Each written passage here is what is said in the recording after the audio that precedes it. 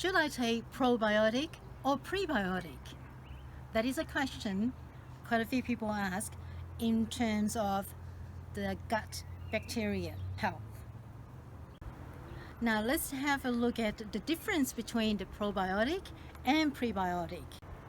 You can source probiotic from the food such as yogurt or fermented foods such as kimchi, pickles, or the recently very trendy kombucha tea, that sort of thing. You can get probiotic, but it doesn't stay in your body system long enough to have that beneficial effect to your gut system.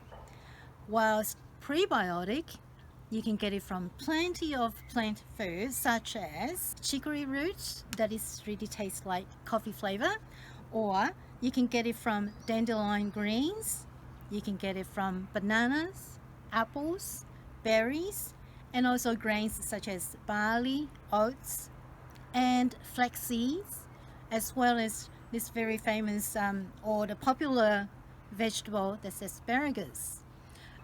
And the other one is the Jurusalem Artichoke. That's not your common artichoke, right? It has a knobbly surface and it's really different than the artichoke. You can have it from cocoa, flaxseed that I mentioned that, also seaweed, surprisingly, and onion, garlic, and leek.